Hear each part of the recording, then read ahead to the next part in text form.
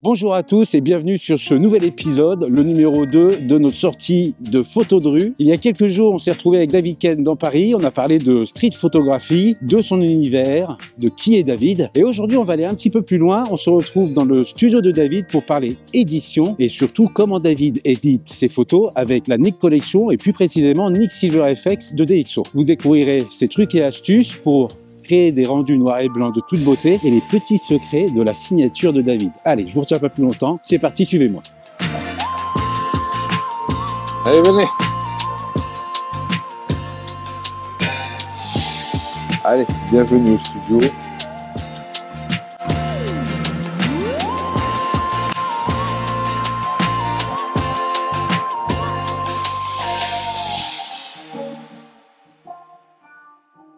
Eh bien, on a fait une super promenade, David. C'est très intéressant de discuter avec toi. Maintenant, on se retrouve dans ton studio et j'ai envie de parler d'édition. Parce que bon, la photo, c'est pas que de faire des photos à appuyer sur un bouton. On appuie maintenant sur d'autres boutons, devant nos logiciels. Quelle est la part de l'édition dans ton travail? Pour moi, l'édition, c'est au moins 50% du boulot. Parce que moi, j'ai appris à cadrer instinctivement dans la rue. Parce que j'ai beaucoup fait de labo. Dans le labo, au moment où tu édites, ce qu'on va faire là, c'est là où tu vois tes problèmes, c'est là où tu vois ton cadrage approximatif, c'est là que tu peux voir instantanément ta règle, si tu as des règles de tiers et autres. C'est là où tu imprimes dans ton cerveau ce qui va faire que la prochaine fois que tu sors, cette grammaire, cet apprentissage, tu vas le faire en direct et tu auras de moins en moins de recadrage, de choses comme ça. Donc ça, c'est pour l'aspect cadre. Et après, évidemment, c'est en édition que tu choisis la photo, mais c'est aussi en édition, une fois que tu l'as choisie, que tu vas signer ta photo. D'accord, Et c'est dans ce sens-là que la Nik Collection, pour moi, c'est la petite cerise que je vais mettre au-dessus pour finaliser mon travail d'édition. d'accord. Donc, Nik Collection, en l'occurrence, Nik Silver FX. Tu fais beaucoup de photos noir et blanc, même si on en discutait il y a quelques minutes en off, tu as des périodes de couleurs. En fait, je pense qu'on y passe tous quand on fait de la photo. Mais c'est vrai que la street, il y a souvent le noir et blanc qui est véhiculé dans la street photographie. Donc moi, ça va très bien, ça me va très bien. Tu utilises donc Nik Silver FX qui est dédié au noir et blanc. C'est un logiciel que tu utilises depuis longtemps, avant qu'il soit chez DxO. Est-ce que tu estimes que c'est le meilleur logiciel de noir et blanc aujourd'hui ou c'est par habitude? Alors les 2, mon capitaine. Mmh. Je pense que c'est le meilleur aujourd'hui, c'est évident et surtout, c'est le plus intuitif, simple d'appréhender, il y a pas d'apprentissage, on va chercher un petit peu, faut faire attention parce qu'on peut vite partir, c'est quand même, très complet, donc faut faire attention parce qu'on est vite parti à faire des choses et des choses. Le gros avantage, c'est que dès qu'on a trouvé, on enregistre des presets, fait ce petit preset et pour moi, ça change quasi jamais. J'affine un preset, mais Mmh. le principe de base, le preset de base est globalement toujours le même. D'accord. Je peux te montrer sur certaines images là. Alors je veux bien ton workflow, on est devant tes écrans, on est dans Lightroom, qui est un super logiciel. Beaucoup de photographes qui ont l'année collection utilisent, des logiciels de nos amis de chez Adobe. Donc là, on a une image chez Lightroom, on va pouvoir la montrer parce qu'on enregistre ton écran et comment tu procèdes? Donc Alors, si je prends cette image, là, qui est relativement connue, puisque ça, c'est exactement l'image du CRS qui va shooter évidemment dans la Lacrymo, je suis au 28 millimètres, hein, c'est marqué là, hein, voilà, avec un sous-micron, 28, donc on et est chez Leica. je suis chez Leica absolument C'est un et DNG noir et blanc, donc tu as shooté sur un appareil monochrome? c'est ça. D'accord. Donc là, je suis en DNG, je suis en monochrome, je suis au 28. En général, je monte là, je voyais l'action arriver, je suis monté à un millième quand même, hein, comme on voit là. 8 pour essayer d'avoir une certaine profondeur. Mmh. Bon, un peu fou, parce que le gars à côté que vous voyez ici, il m'a traité de fou après, parce que je suis à 1,50 m. Mmh. 1,50 m du CRS qui va shooter dans une lacrymo, mes yeux commencent à piquer et contrairement au gars qui est ici, j'ai pas de masque, j'ai pas de casque. C'est simplement que, voilà, c'était plus fort que moi, il fallait que je fasse cette photo. Quand je l'ai faite, je savais instantanément que c'est d'abord vos yeux et votre regard, que c'était une photo que je pouvais pas refaire parce que Mmh. j'ai vu que tout était en place. Donc c'est le genre de photo que vous réussissez pas, à chaque sortie, hein. Mmh. Donc voilà pourquoi je la montre. Donc déjà la photo telle quelle, elle est construite. C'est évident que là, oui, on est quand même dans des lignes de force, hein, puisqu'on connaît un peu les lignes de force. On arrive bien dans cette ligne de force elle est cadrée, ça c'est du plein cadre, hein, j'ai rien recadré là-dessus. Quand je passe ensuite dans, on peut faire un essai directement, hein, je vais vous montrer. Donc tu la retouches pas du tout dans Lightroom? Là, Ah si, tu pars du principe, Dans Lightroom, je vais regarder ce que j'ai fait sur cette image-là. Mmh. Pas grand-chose, hein, en fait, Mmh. hein. J'ai Alors enlevé des hautes lumières, d'accord, donc elle est déjà, préparée avant que abs tu partes, dans absolument, Nick Silver? absolument. D'accord. Et d'ailleurs, je vérifie parce que en fait, elle est en couleur à la base, hein. Ah, donc c'était Donc pas un c'était pas un monochrome? monochrome, je me souvenais plus de ça, mais c'était pas un monochrome. Bah, elle est pas mal en couleur d'ailleurs avec Ouais, le bleu, et cetera. Mais donc moi je fais ça. Alors il y en a d'autres qui font directement, ouais, donc toi tu désatures ton image? alors moi je D'accord. fais ça, je désature. Il y en a qui font ceci, Mmh. voilà. Il y en a qui font aussi qui vont travailler sur certaines couleurs, oui, pour les faire sortir, Mmh. les jaunes, et cetera. En général, je touche pas trop à ça moi, D'accord. hein. Sachant que tu peux le faire en plus dans la Nick Collection. Alors Absolument. oui, dans la Nick On Collection. peut le faire après. Ouais, Donc, là, il faut qu'elle me plaise à vos regards, l'image. Vous voyez? Donc, ici, évidemment, on était un peu grillé dans les, vous voyez ce qu'on voit là, hein. Donc, j'ai essayé. Moi, je vois simplement ça. bah, Là, listo parfait. c'est l'isto, il est parfait pour moi comme ça. Une fois que j'ai l'isto parfait, je prends ça, je prends ceci, je vais modifier, c'est aussi simple que ça. Dans Oui, très simple, un clic droit, on va chercher Voilà. son Donc, plugin, à hein. l'usage très, très simple. Ouais, Et si vous aviez 10 photos à faire, ben, vous le sélectionnez et vous faites ça. Il va ouvrir ici dans la Nick Collection, voilà, ça c'est la base. Et comme vous le voyez ici, moi j'ai des petits presets selon que je suis en mono, si j'ai envie de faire une petite bordure ou pas de bordure, je trouve ça sympa. Voilà, voilà, ça c'est mon réglage, premier réglage. Ça veut d'accord, dire que c'est celui de base. Vous voyez qu'il y a ici, je travaille beaucoup là-dessus sur les contrastes plus ou moins doux, vous voyez? d'accord. Pour essayer de ressortir un peu tout ça. Et puis ce que j'aime bien, c'est la roulette ici, ouais, je montre à l'écran, mais la petite roulette, c'est très pratique parce que vous n'avez pas besoin d'aller taper plus, moins, et cetera. Alors je crois que c'est Et une des nouveautés de la Nick Collection 7 si je dis pas de bêtises, de pouvoir zoomer, avec, le la touche espace, ben, vous baladez, voilà. Donc ici, vous voyez vraiment que les réglages de base, ils sont là.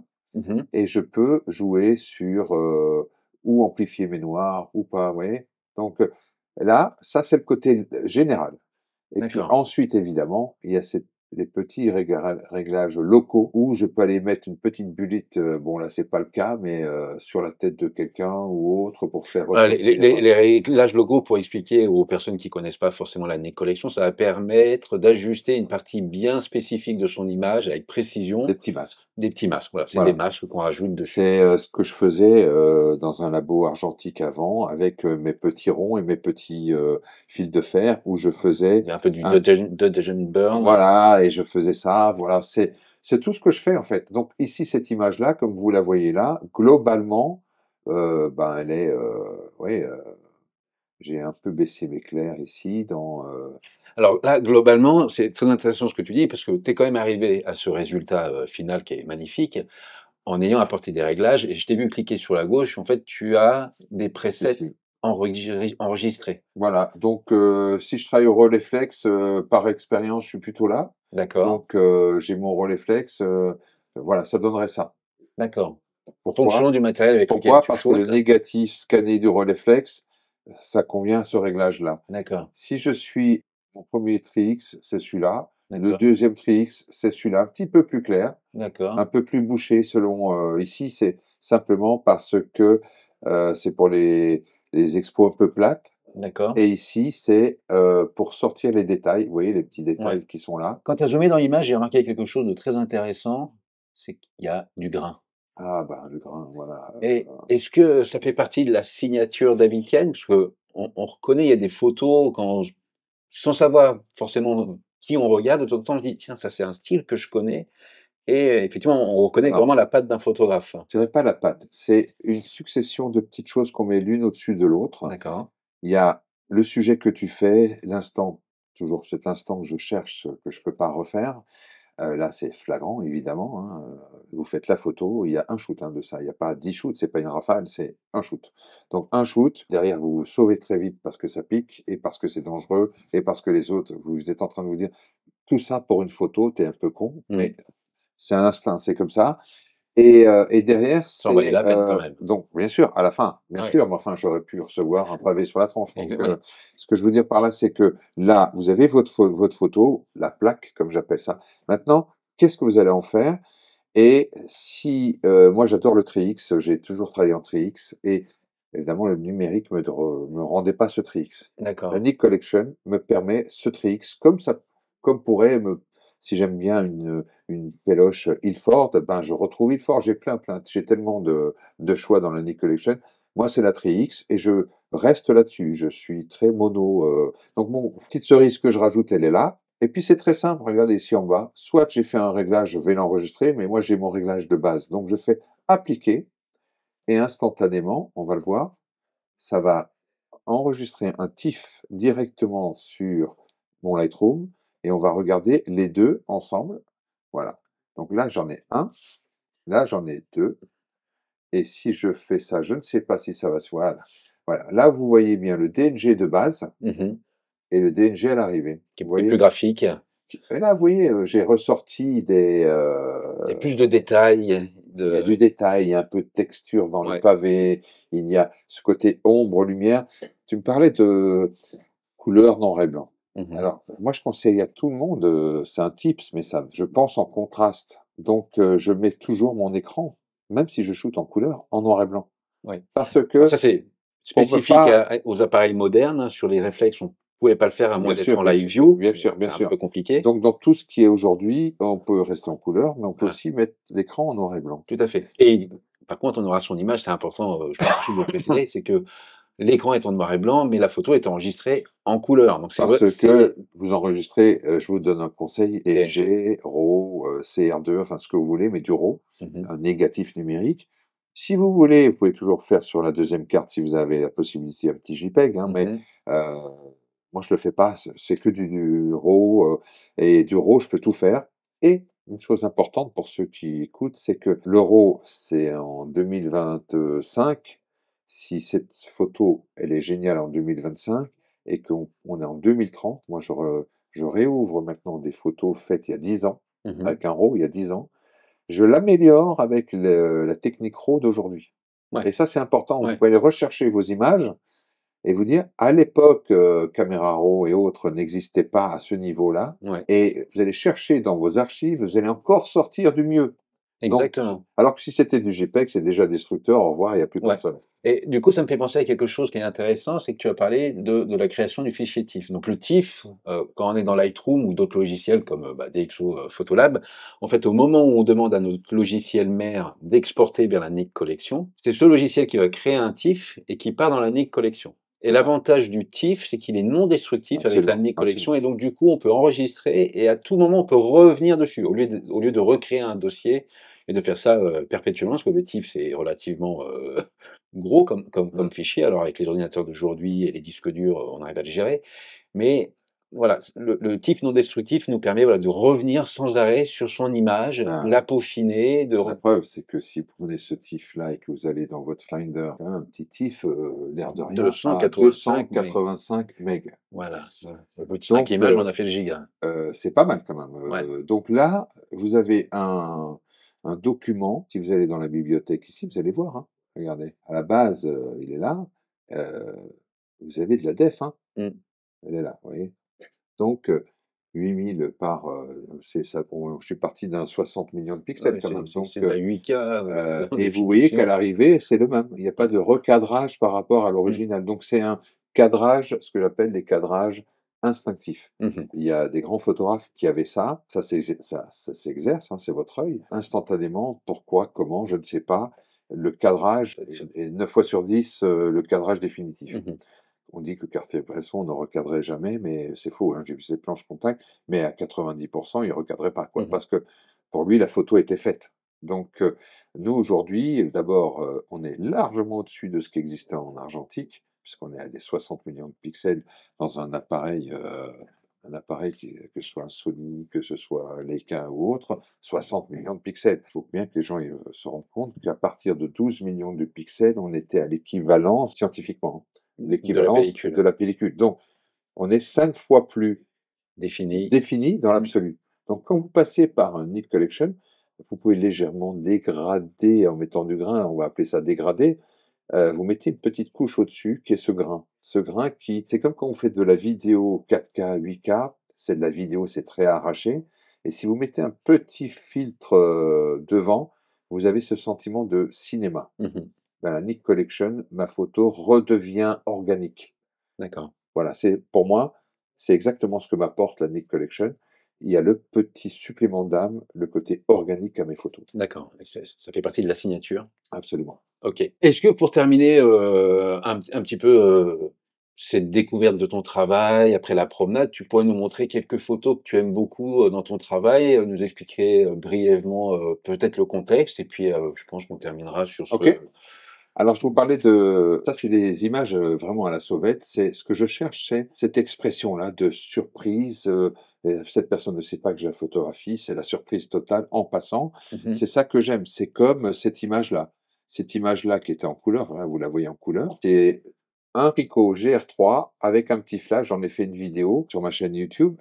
Hop!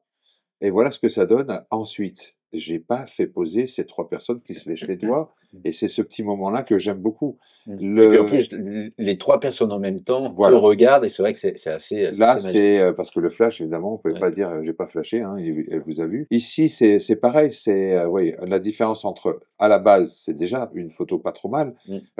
une femme qui se balade avec son chat, sur l'épaule, et déguisée, c'est un peu bizarre. Vous voyez la différence, ici entre les yeux, voilà, la définition, le détaché Oui, de texture en plus exactement dedans. et là, j'aime beaucoup ce genre de choses-là. Ici, c'est un travail évidemment sur, la duplication d'une image, mais regardez la différence. Voilà, tout de suite, il y a quelque chose qui se passe. Mmh. Cette image-là, elle a été légèrement recadrée, donc c'est avec un petit Summilux, je pense que j'ai fait ça, si c'est un Summilux 2, c'est avec le Leica 43, Q3 43, le v'là, vous voyez, c'est marqué là d'ailleurs Mmh. et donc très, très belle optique et là, ensuite, boum, vous voyez la différence? C'est que regardez la définition de cette optique qui est juste phénoménale et Optique derrière APO, hein, donc ah, c'est un apochromatique donc c magnifique et si vous regardez, c'est déjà pas mal là, mais si vous prenez ça et qu'on fait quand même là et moi j'aime ce côté-là, regardez les rides et tout, enfin moi j'aime ça. Après il oui, y en a récupérer qui de la préfèrent texture. et moi j'aime beaucoup ça, voilà Mmh. et l'arrière aussi, vous voyez le petit côté et donc ça fait partie d'un un certain moment, ben, votre goût, votre signature et c'est tout en fait, c'est tout l'effet de la Nick Collection, c'est que, chacun il peut y trouver en recherchant alors, comme je le dis toujours, quand vous avez trouvé, enregistrez vos presets, vous pouvez les Mmh. enregistrer, les sauvegarder d'une machine à l'autre et cetera. C'est très, très utile et On peut se les partager. on peut se les partager. On il y a des gens qui les vendent, hein, donc Ouais. parce qu'ils en font commerce, c'est pas mon cas, mais pourquoi pas? Et donc voilà. Voilà quelques images là, c'est des images un peu récentes, que j'ai faites, voilà, bah, ça c'était à Strasbourg il y a quelques jours. Ce regard-là m'avait intrigué, et puis derrière vous faites ça. Ouais, il y a un côté mouvement dans cette image-là. C'est pas la grande image, hein, c'est pas ce niveau-là ou ce niveau-là, mais c'est des petits instants. Moi, j'aime beaucoup, voilà, ces petits instants volés. Donc, voilà, pour ceux qui nous écoutent, je pense que la Nick Collection rajoute quelque chose à votre passion de la photographie. Mmh. Il faut pas passer à côté. C'est, vous êtes un peu augmenté et vous revenez dans le labo d'avant, sans vous mouiller les mains, quoi. Donc, Ouais. voilà. Écoute, c'était super intéressant. Moi, j'ai adoré cette petite promenade, de voir ces photos encore une fois. J'en connais beaucoup parce que je te suis, je suis friand des nouvelles vidéos qui arrivent. Donc j'invite toutes les personnes qui ne te connaissaient pas de faire un tour sur ta chaîne. Il y a des photos extraordinaires, il y a une photo avec un chien qui me fait penser à une image de Elliott Elliot Erwitt. Erwitt qui est mon héros, donc Voilà, qui avait une expo il y a 2 3 ans à Paris, je pense que tu y ouais, as été, j'y ouais. suis allé, c'était vraiment magique. On mettra, des liens ou des noms de photographes, que tu nous conseilles d'aller découvrir, de Oui, regarder, parce qu'il y en a beaucoup. On va essayer de sortir un petit peu de ceux qu'on connaît, par cœur, parce qu'il y a des oui, oui, champs bien sûr, incroyables il y a à les incontournables, bien entendu, mais mmh après il y a des pépites et alors, c'est très important, c'est quand on me demande: «Mais qui t'a inspiré?» et cetera. Bien sûr, il y a tous les connus, il y a aussi tous les anonymes, qui publient, des images, quand je me balade sur Instagram, les gens qui me likent et autres, je vais parfois voir ce qu'ils font, comme j'ai un peu de temps et je vois des choses, incroyables parce que la différence entre un amateur passionné et un mmh. professionnel, Le professionnel, quand il a un job, il doit faire tant de photos dans un temps donné et c'est une obligation de résultat. Tout à Mais fait. un amateur passionné peut faire de grandes images. Mmh. Et moi, je suis parfois, et souvent, je peux être influencé en disant, mais ce type-là, il fait des choses quand même pas mal du tout. En plus, il répète les choses et je le repère et autres. Et parfois, j'en rencontre dans mes masterclass. Mmh. Je fais des masterclass ou en one-to-one pour ceux sont parfois plus timides et qui veulent avoir toute l'attention et on va se balader, ou on fait de la post-production comme maintenant et ils découvrent d'ailleurs la Nick Collection, ou alors en groupe parce que c'est convivial et autres. On échange, on Mmh. partage nos tips et autres. Et voilà, moi, quand je donne, ça ne m'enlève rien. Donc, faut Mmh. dire à tous les gens, arrêtez de garder des petits secrets qui n'en sont pas. Partagez, ouvrez-vous, les gens vont vous s'ouvrir quand vous Exactement, partagez. et puis, voilà, on donne et puis souvent, même quand on a une mission, comme tu l'as dans un workshop qui est de transmettre quelque chose, on apprend aussi beaucoup de choses. Il y a on prend de tout le monde, donc moi j'ai fait un workshop avec toi, c'était, juste, super. On s'est bien amusé, on a fait Bah, une l'idée bonne d'abord, c'est de promenade, on kiffer et a de rigolé, s'amuser. voilà. Voilà. Kiffer, c'est le terme. J'invite tout le monde à aller découvrir le travail de David parce qu'il y a des pépites, donc il y a ta chaîne YouTube, il y a ton site internet. Faites des workshops, que ce soit avec David ou avec d'autres. Allez à la rencontre des photographes. Et puis on a eu quelqu'un aujourd'hui qu'on n'a pas vu, qui est Mathieu, que certains connaissent très bien parce que Mathieu fait beaucoup de contenu pour DxO. Il a beaucoup de contenu aussi sur la Nick Collection. Donc si vous voulez, alors je suis pas en train de remettre du tout tes compétences en question, mais Mathieu, voilà, passe beaucoup de temps à expliquer Mais je vais aller et voir, je vais aller très voir très parce que pédagogue, comme on dit. Et donc si vous voulez découvrir la Nick Collection ou d'autres logiciels de DxO, parce qu'on en a pléthore, avec des bien choses sûr. extraordinaires, allez faire un petit tour sur sa chaîne. On va mettre les liens aussi dans la description. Il y aura tout ce qu'il faut pour qu'on puisse aller continuer d'apprendre, de partager et de prêcher la bonne parole au sein des photographes. Merci, super. Et C'était un merci à grand toi, plaisir. David. À la À prochaine. la prochaine. Salut à tous. Salut.